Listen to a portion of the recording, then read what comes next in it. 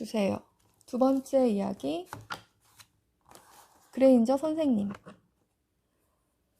5학년은 달랐다. 5학년부터는 슬슬 중학교에 갈 준비를 하는 시기다.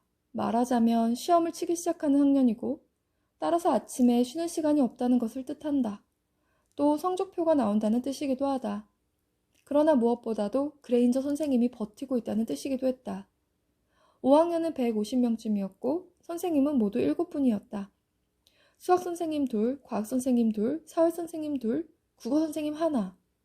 국어는 그레인저 선생님 혼자서 맡고 있었는데 선생님에 대한 소문이 자자했다.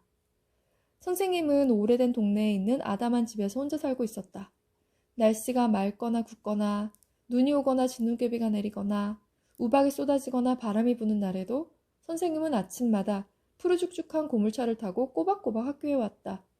선생님은 사람들이 기억도 못할 만큼 아주 오래전부터 지금까지 하루도 학교에 빠진 적이 없었다. 선생님은 허연 머리카락을 단정하게 틀어올려 뒤통수에 새둥지처럼 붙이고 다녔다. 그리고 젊은 여선생님들과는 달리 절대로 반바지를 입고 출근하지 않았다. 선생님의 옷은 회색과 남색 투피스 두 벌뿐이었는데 그 옷에다 늘 흰 블라우스를 받쳐 입고 목에 작은 브로치를 달았다. 또 선생님은 절대로 땀을 흘리지 않는 분이었다. 기온이 32도가 넘어야 겨우 옷을 벗을 정도였으니까.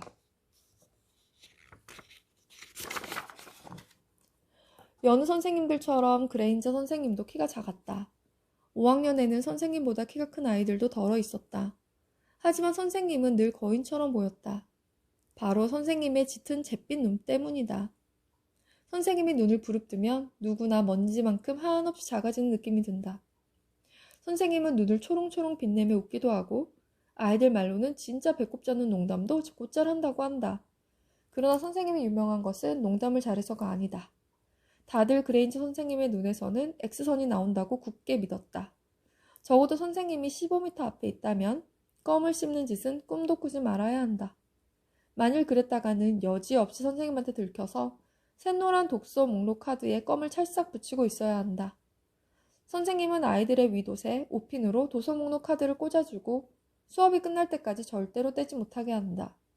수업이 끝나면 아이들은 그 카드를 집에 가져가서 부모님의 사인을 받아 이튿날 선생님에게 갖다 드려야 한다. 설령 그 아이가 5학년이 아니더라도 선생님은 절대 봐주지 않는다. 어차피 그 아이도 언젠가는 5학년이 될 테니까.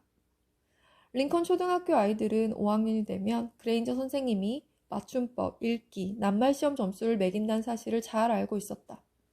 그 가운데서도 가장 끔찍한 것은 매달 치르는 낱말 시험이었다. 대부분의 국어 선생님들은 아이들에게 사전을 찾아보게 하는 것을 좋아한다. 맞춤법 확인해봐, 뜻 확인하고 으뜸꼴을 찾아봐. 하지만 그레인저 선생님은 단순히 사전을 좋아하는 정도가 아니었다.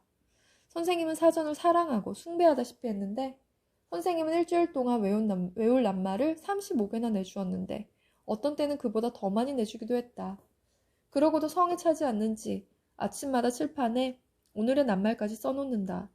어쩌다 하루 결석해서 그 낱말을 적지 못하는 바람에 뜻을 알아놓지 못하면 선생님은 귀신같이 알아채고 특별히 그 아이한테만 꼬박 일주일 동안 오늘의 낱말을 2개씩 내준다. 선생님의 책꽂이에는 30권짜리 사전이 꽂혀 있다. 그 가운데서도 이 세상의 모든 낱말이 실려있는 사전 한 권은 선생님의 자랑거리이자 기쁨이었다. 그 사전을 옮기려면 적어도 아이들 2명은 있어야 했다. 마치 교회 맨 앞에 있는 제단처럼 교실 맨 앞에는 사전용 탁자가 떡하니 자리를 차지하고 있었다. 지난 35년 동안 링컨 초등학교를 거쳐간 사람들은 모두 그 탁자 옆에 서서 찾아봐, 사전은 찾아보라고 있는 거야 하고 호통치던 그레인저 선생님의 소리를 기억한다. 새학년이 시작되기 전에 그레인저 선생님은 몹시 바빠졌다. 닉이 아직 5학년에 올라가기 전인 달콤한 여름방학 중인데도 선생님은 5학년이 될 아이들 부모님에게 일일이 편지를 보낸 것이다. 8월의 어느 날 밤 저녁을 먹을 때 닉의 엄마가 그 편지의 한 부분을 읽어주었다. 학생들이 각자 숙제를 할 수 있도록 집집마다 좋은 사전을 갖추어야 합니다. 모든 학생은 맞춤법과 문법, 어휘 실력을 쌓아야 합니다. 국어를 잘해야 명쾌하게 생각할 수 있고 또 5학년은 어휘력을 늘리기에 가장 좋은 시기입니다. 그러고 나서 그레인저 선생님은 가정학습에 알맞은 사전들을 적어놓았다. 니게 엄마는 자기를 이렇게 진지하게 생각한 선생님이 있다니 참 훌륭하구나 하고 감탄했다. 닉은 끙 앓는 소리를 내고는 먹고 있던 햄버거나 맛있게 먹으려고 했었다. 하지만 후식으로 수박까지 먹어치웠는데도 기분이 전혀 나아지지 않았다.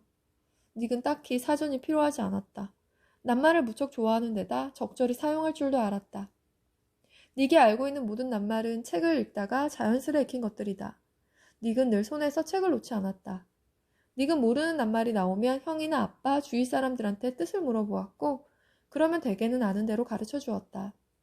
하지만 그레인저 선생님은 그렇지 않았다. 이제껏 선생님 소문은 귀에 못이 박히도록 들었고 작년에 도서관에서 5학년 형들이 사전에 코를 박고 미친 듯이 낱말 숙제를 하는 모습도 많이 보았다. 새 학년이 되려면 아직 일주일이나 남았는데도 닉은 벌써부터 5학년 한 해가 너무나 길 것 같은 예감이 들었다.